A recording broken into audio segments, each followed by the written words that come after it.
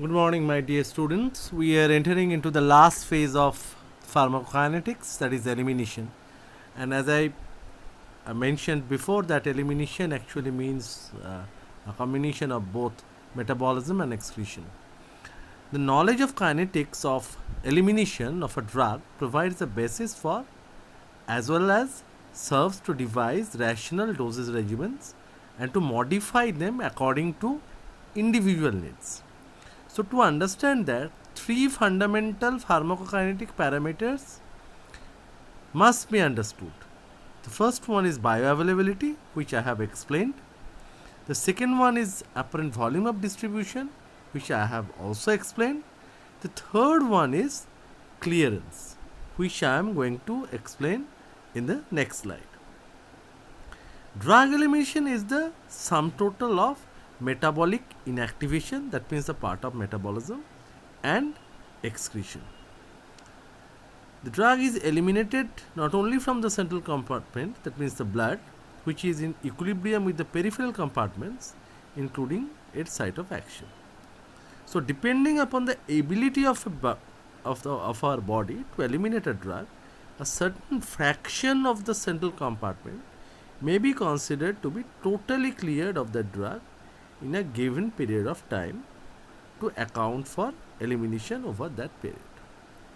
Now, let us try to understand that most of the drugs, the elimination kinetics of the drugs are following first order kinetics, except ethyl alcohol, which is following zero order kinetics. And for that, they have a characteristic half-life, which is abbreviated as T half, and they have a fractional rate constant, that is Kl.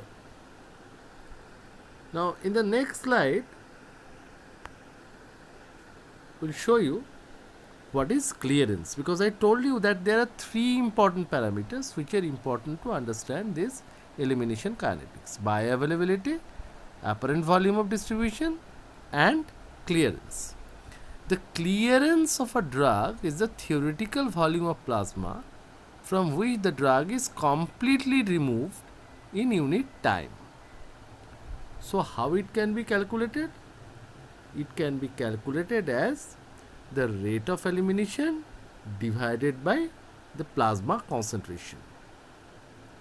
Now, if I am just showing you a figure like this, if you think that this structure, this is liver, you can assume it as a kidney, and the blood which is going inside this at a particular rate, and it will be cleared by this organ. If this is kidney, it is cleared by this organ at a particular time, probably per minute or per hour. And when this blood is coming out, it is a comparatively pure blood. That means the things which are being there when the blood is coming inside this purifying organ is already purified. Now, with a mathematical calculation, we can explain this. If you think that this organ is clearing at a rate of 500 milligram per minute. So, if it is clearing 500 milligram per minute, it means this is the rate of elimination. And the plasma concentration which is present in the blood, that is probably 10 milligram per ml. Now, as per the previous definition of clearance, it is the numerator is rate of elimination divided by plasma concentration. So, it is 500 milligram per minute divided by 10 milligram per ml.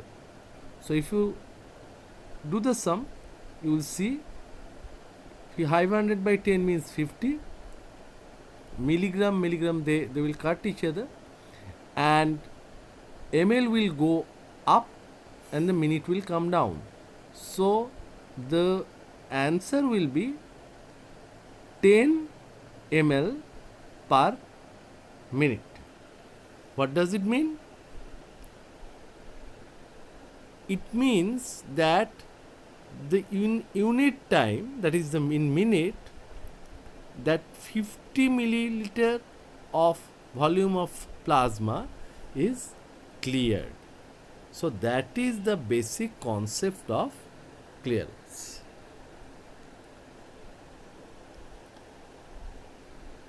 Now, when we are talking of the majority of the drugs which are undergoing processes involved in elimination, not saturated over clinically over a period of time and obtain concentrations, they either follow, mostly they follow first order kinetics.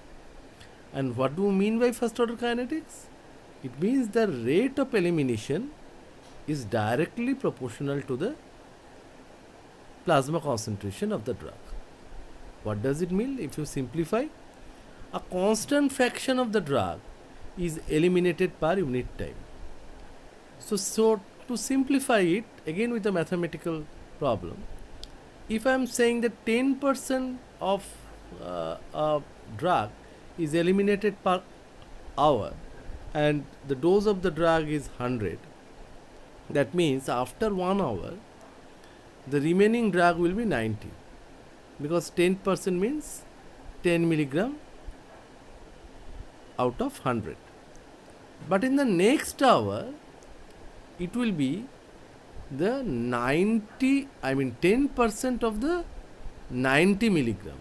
So it will be 90 minus 9, that the remaining drug will be 81 milligram. If you increase the dose from 100 to 500 milligram, and if you consider the same thing, that the constant fraction is going to be eliminated per unit time, that means the 10%.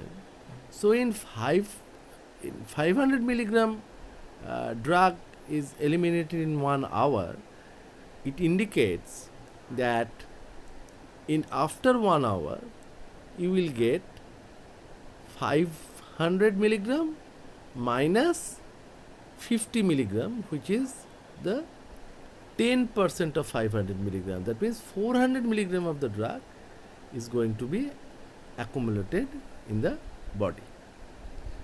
Whereas in case of zero order kinetics, a constant rate of elimination remains irrespective of plasma concentration. That is the main problem. Now here the explanation will come like this. If I am saying that 10 milligram is eliminated, if you prescribe a dose of 100 milligram of ethyl alcohol after, or any drug, after 1 hour. Now if I am increase the dose to 500 milligram, the accumulated amount will be 500 minus 10, that is 490 milligram. So the more you increase the dose, the more amount will be accumulated, and hence the chance of toxicity is more, because in case of zero order kinetics, it is only about the amount of the drug. It is not about the fraction.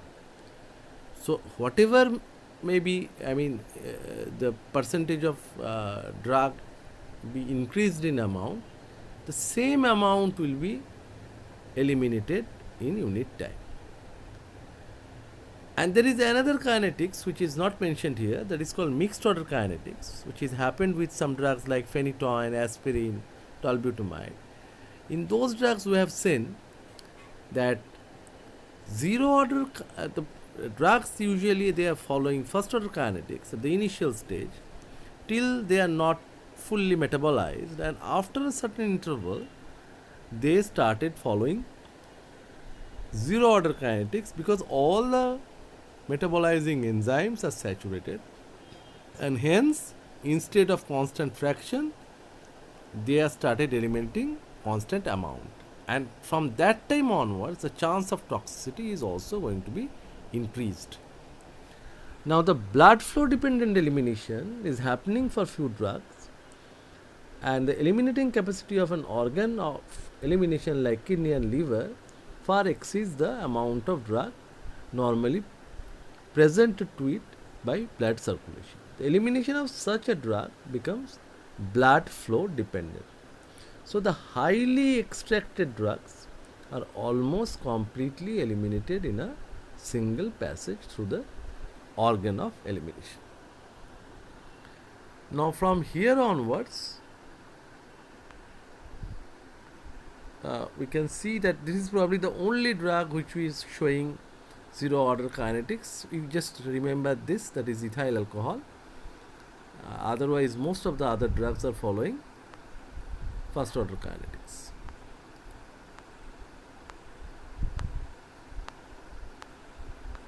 This is seeing in case of oral drug, and the log, that basically this is explanations of T half, a little bit of complicated mathematical calculation, so I'm just skipping it.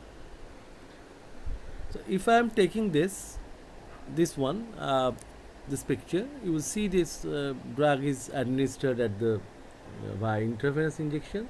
The initial phase is the phase of distribution, this phase, and then it is followed by the phase of elimination. Now this is called the alpha phase, and the later phase is called the beta phase. Now before explaining this, we must know that what is half-life. By the term half-life, we mean the time by which the concentration of a drug declines by its half. By the term plasma half-life, we mean the time by which the plasma concentration of a drug declines by its half. There is another term called biological half-life, which is almost equivalent to this plasma half-life. That means this part, not the distribution part. This part is called biological half-life, and this is also the time by which the plasma concentration of a drug declines by itself. Beside these 2-3, there is another one, and that particular thing, that particular half-life is known as biological effect half-life. The biological effect half-life is not depending on the plasma half-life of a substance. Now this biological effect half-life means the time by which the effect of a drug declines by its half, and it has no relationship with this elimination constant, the zero order, first order kinetics. One thing one has to understand, that these biological effect half-life is seen with hit and run drugs, and one of the very common drug like omeprazole, pantoprazole, which is given in case of duodenal ulcer. Now after 1.5 hour or 2 hours, you will not see any plasma concentration of this pantoprazole like drug, but once you will use it for 6-7 days, you will get the maximum action produced by this drug, though its plasma concentration is not visible therapeutically or diagnostically. Now why it's happening? Because its effect is on the hydrogen potassium ATPase system, and it's an irreversible inhibitor. So its action, its irreversible action is responsible for its the manifestation of its role in clinical practice. So for these drugs like omeprazole, pantoprazole, some beta blocker, some drugs like reserpine, you have to measure biological effect half-life, but not the biological half-life.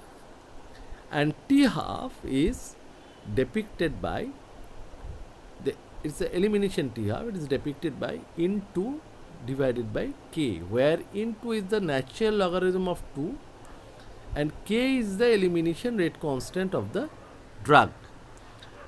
That is a fraction of the total amount of the drug in the body which is removed per unit time. Now for example, if 2 gram of the drug is present in the body and 0.1 gram is eliminated every hour, then K, that is the elimination constant, is going to be 0.1 by 2 equal to 0.05 or 5% per hour, and it is calculated as K is equal to clearance, CL, clearance, divided by volume of distribution. And then if you know the value of K, we know that T half equal to into by K. So the T half is going to be, it has a specific value 0.693 multiplied by volume of distribution divided by clearance. So from here we can understand T half is directly proportional to the volume of distribution. So more the volume of distribution, more will be the T half.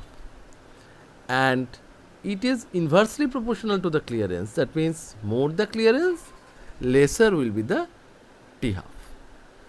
So with this, we are coming to the almost the end aspect of elimination. Now what will happen when a drug is, a target level is strategized. A target level is strategized, and for drugs whose effects are not easily quantifiable, the safety margin is not big, like anticonvulsants, antidepressants, lithium, antiarrhythmics, theophylline, some antimicrobials. So for that, to prevent an event, it is best to aim to achieve a certain plasma concentration, which has been defined to be the therapeutic range. Such data are now available for most of the drugs in clinical practice. Drugs with short half-life are drugs like insulin, dopamine. They are administered at conventional intervals 6 to 12 hours. Achieve the target levels only intermittently with fluctuations in plasma concentrations are marked. In case of many drugs like, as I mentioned before, the previous two, the penicillin, the ampicillin, these however is therapeutically acceptable also. For drugs with longer T half like digitoxin, a dose that is sufficient to attain the target concentration after single administration, if repeated, will accumulate according to plateau principle and produce toxicity later on. So on the other hand, if the dosing is such as to attain target level at steady state, the therapeutic effect will be delayed by about 4 half-lives. So normally a drug is eliminated from the body within 4 half-lives. Just think that it's a very simple thing. You can easily understand this. Suppose 100 milligram of a drug is given. So after first T half, 50% of the drug is eliminated. After second, 25% of the total amount, that means half of the 50% is eliminated. So after second T half, 100 minus 75, 25% of the drug is there. After the third T half, it is going to be the half of 25, that means 12.5 milligram is eliminated. So only 12.5 milligram will be there in the circulation. Then after the fourth T half, it is a half of 12.5, that is 6.25. So that is going to be eliminated. So after fourth T half, only 6.25 milligram will be there. After fifth T half, it is a half of 6.25, that means 3 point something will be there. So nearly complete drug elimination usually occurs in 4 to 5 half-lives. For drugs eliminated by first order kinetics, T half remains constant because volume of distribution and clearance do not change with dose. Whereas zero order kinetics, T half gets prolonged with dose because clearance progressively decreases as dose is increased. In fact, the concept of T half is meaningless for such drugs because it is not a fixed value. Now, while discussing or when we are coming at the end part of these chapter, the pharmacokinetics, let us discuss two more important things. One is called the loading dose, and this is a single or few quickly repeated dose given in the beginning to attain target concentration rapidly. and it may be calculated as loading dose equal to target concentration multiplied by volume of distribution and divided by F, that is basically the fraction. So that thing is necessary, F is necessary in case of calculating the loading dose. Very common example is chloroquine. It has a very high volume of distribution. So in malaria we are giving 4 tablets at a time, so that it will reach the concentration which is the therapeutic concentration, which is going to be clinically effective very quickly. The chance of toxicity is definitely higher, that is the disadvantage, but you have to give it for the sake of the patient. Whereas the maintenance dose means the dose is one that is to be repeated at specific intervals after the attainment of target concentration, so as to maintain the same by balancing elimination. The maintenance dose rate is computed by equations and is governed by clearance of the drug. And usually this maintenance dose is the one where the chloroquine or the other drug will be given in the lesser doses, maybe 4-2-2-2. So the next dose is lesser than the initial dose. So that is the advantage of giving this, and here you need not have to bother about the F component of which was required in case of loading dose. Now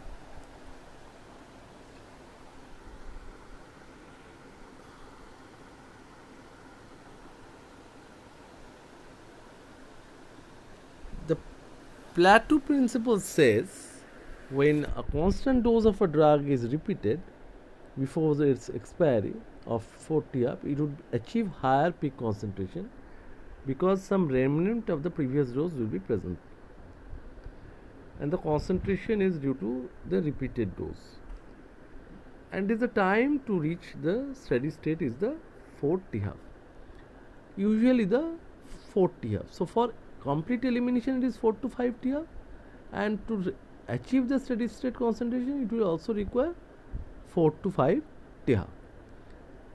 This continues with every dose until progressively increasing rate of elimination, which increases with increase in concentration, balances the amount administered over the dose interval. Subsequently, plasma concentration plateaus and fluctuates about an average steady state level. This is known as the plateau principle of drug accumulation.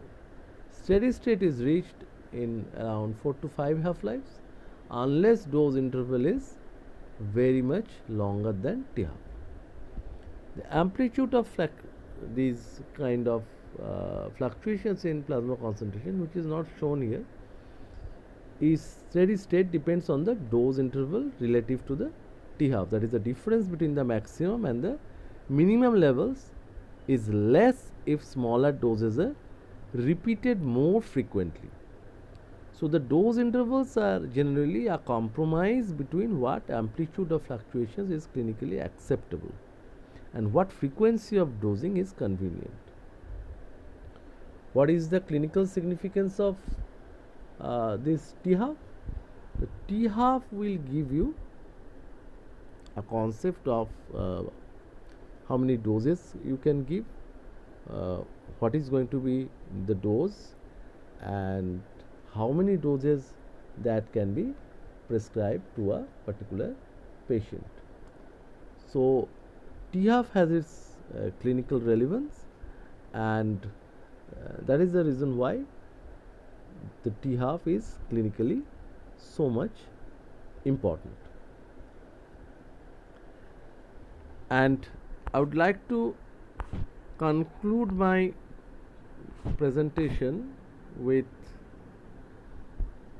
one of the most important aspect of pharmacology you can say it's a part of pharmacology rather than pharmacokinetics or pharmacodynamics, and that is called monitoring of plasma concentration, that is therapeutic plasma monitoring. So therapeutic plasma monitoring is particularly useful in different situations. We can understand from the previous calculations that a steady state concentration of a drug is attained in a given patient depends on the volume of distribution. F stands for bioavailability, the clearance in that patient, because each of these parameters varies considerably among individuals. The actual concentration in a patient may be 1/3 or 3 times that calculated on the basis of population data.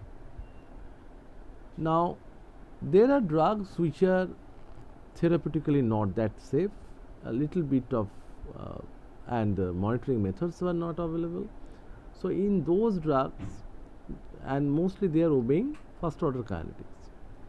So you may have to revise the dose rate. So revised dose rate is going to be the previous dose rate multiplied by target plasma concentration divided by measured plasma concentration. Therapeutic drug monitoring is particularly useful in the following situations, like a drug with a lower safety margin, digoxin, theophylline, where little bit of change may lead to cardiac arrhythmia.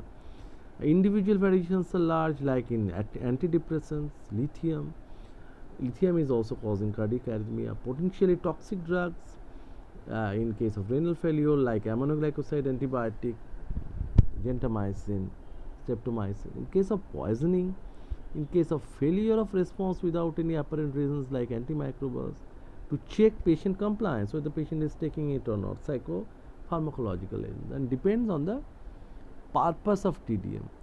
When the purpose is dose adjustment, in case of drugs which need to act continuously, it is absolutely essential to measure the trough steady state level just prior to the next dose, because this is governed by both volume of distribution and clearance. On the other hand, the short acting drugs which achieve therapeutic levels only intermittently, sampling is done in the immediate post absorptive phase to reflect the peak levels. In case of poisoning, blood for drug level estimation should be done at the earliest to confirm the poisoning, and to assess its seriousness, it should then be repeated at different intervals to estimate the drug clearance, and for checking compliance to the medication, whether the patient is actually taking it or not. Monitoring of blood plasma concentration is not required in some situations where you can measure, like in case of hypoglycemic drugs, you can measure the blood sugar level. In case of antihypertensive drugs, you can measure blood pressure. Hit and run drugs whose effect lasts much longer than drug itself, like reserpine. Drugs with irreversible action, like phenoxybenzamine. Drugs activated in the body, like levodopa. Drugs whose response is easily measurable, as I mentioned, hypoglycemics and the antihypertensive drugs. So these are the reasons for which you can go for therapeutic plasma monitoring, and therapeutic plasma monitoring can be given as a short note in an examination. So with this, I am concluding the aspect of pharmacokinetics and concluding the initial aspect of pharmacology, or the first part of pharmacology is left. The pharmaceutical part is not being taught in our clinical pharmacology, but the first part, pharmacokinetics, is almost covered with this lecture session. Thank you so much.